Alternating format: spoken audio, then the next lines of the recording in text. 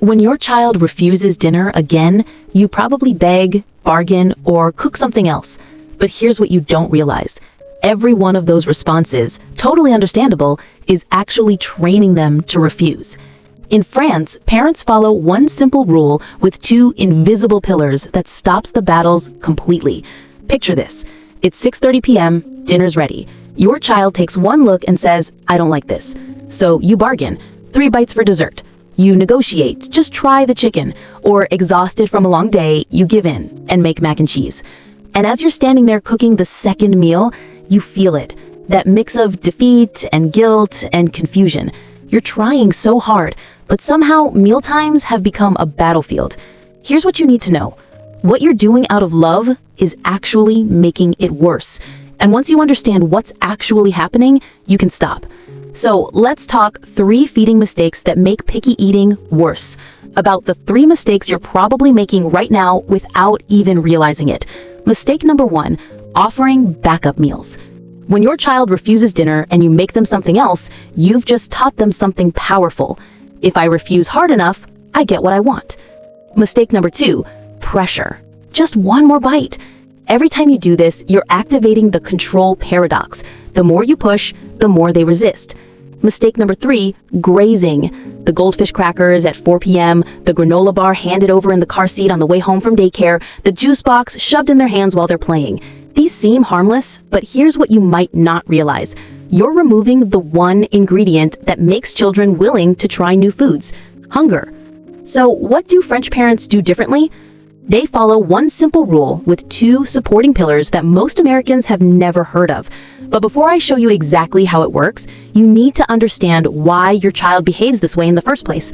Because once you understand the biology, everything makes sense. Here's what's actually happening inside your child's brain. First, there's neophobia. That's the scientific term for fear of new foods. Think about your own adult life. When you try a new restaurant serving unfamiliar cuisine, don't you feel a little hesitant? That's neophobia. Your child feels that times 10 because their brain is hardwired for survival. They're not being difficult. They're being developmentally normal. So that's the biological wiring, but there's a second force at play that's even more powerful. Second, there's the control paradox. Imagine if your spouse stood over you at dinner saying, "Just 3 more bites of salad, honey. Come on, you need your vegetables." You'd want to throw the plate across the room, right? Your toddler feels the exact same way. When you pressure them to eat, even gentle pressure, their brain perceives it as a loss of autonomy, and humans resist control. Studies show that when parents use pressure tactics, children actually eat less of the food, not more, less.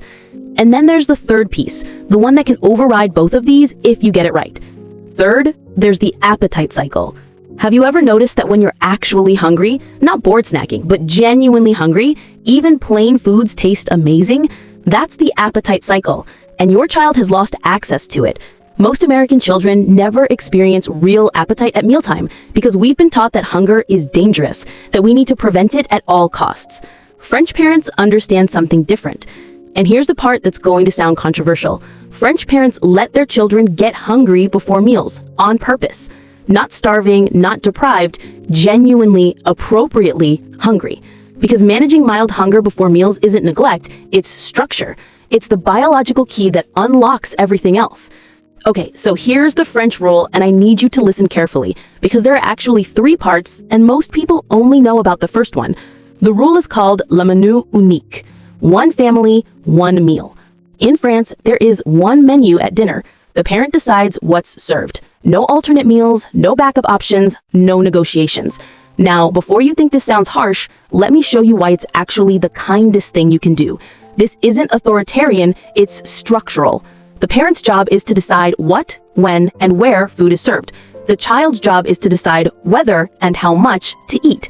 This is the golden rule of feeding dynamics. You provide, they decide. You're not forcing them to swallow a full portion, you're just not short order cooking. But that's not the secret.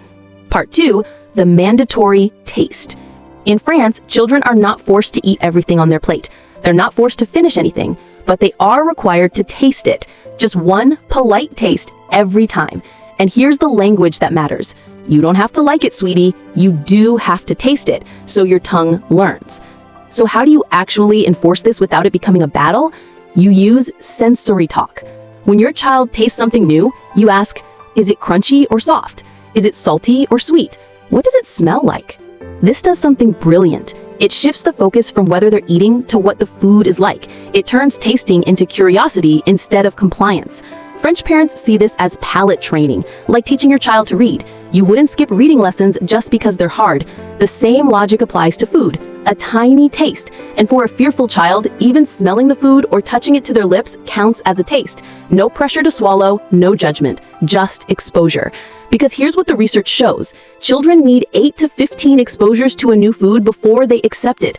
Most American parents give up after 3 tries, and for most families, those 2 parts alone create significant improvement. But if you want this to work consistently, day after day, there's a third element that's absolutely non-negotiable. But here's what nobody tells you, and this is why most families fail with the French approach even when they try it. Part 3, the 2-hour hunger window.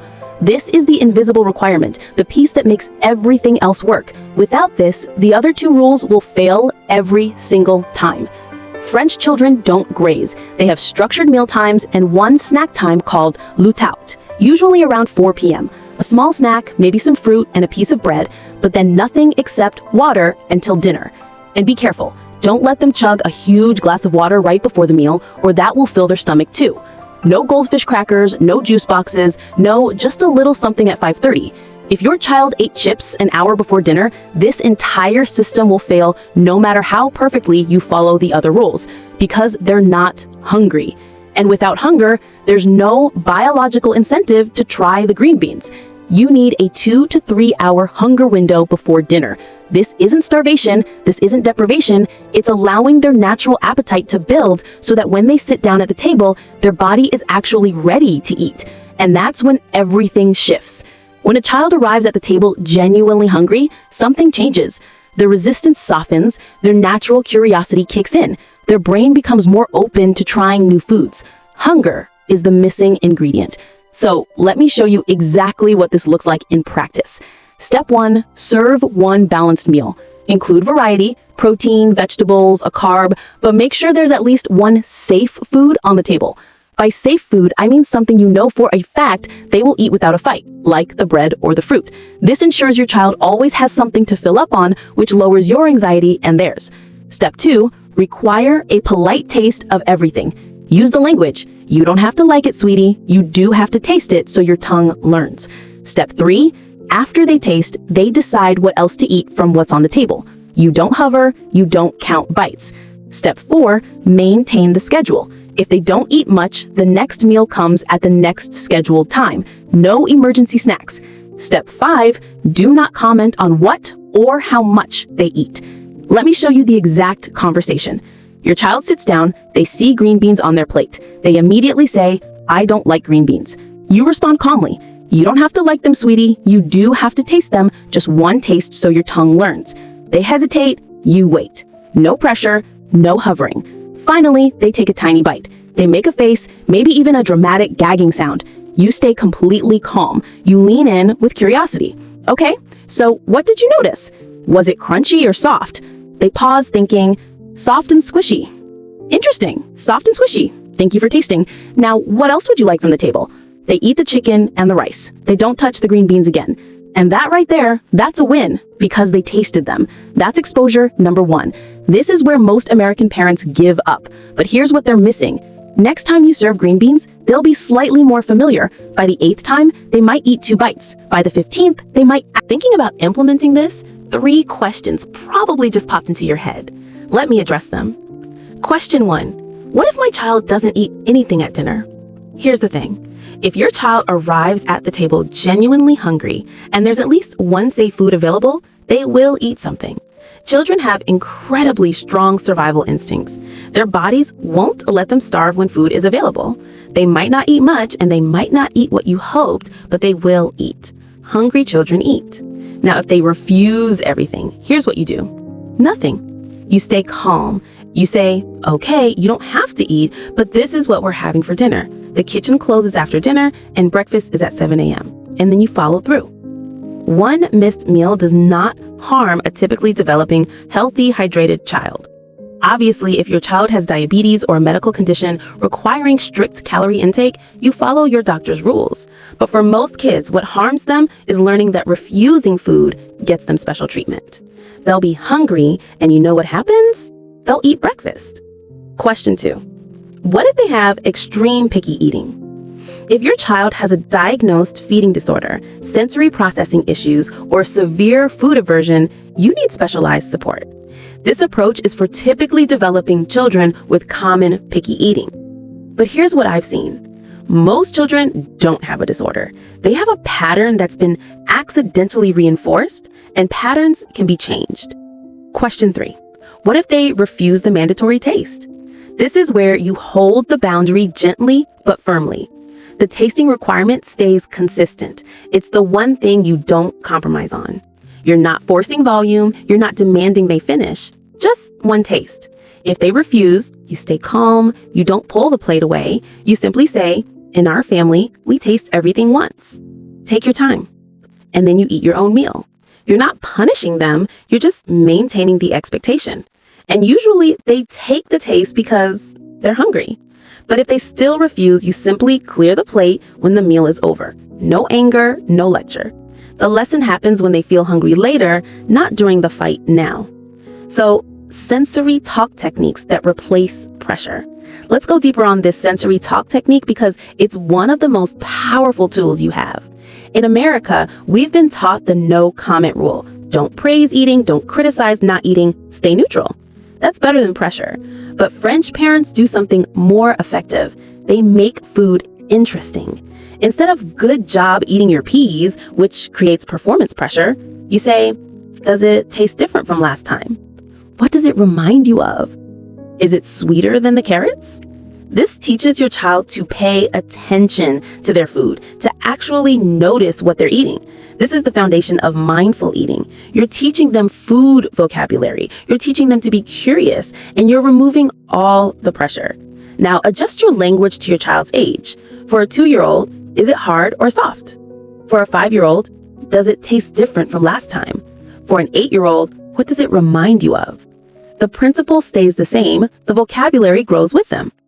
A few other tools that work alongside this. The exposure clock. Your child needs 8 to 15 exposures. Keep offering, no pressure, just presence. Family plate modeling. Eat the same meal. Let them see you enjoying the vegetables. Don't comment on it, just eat.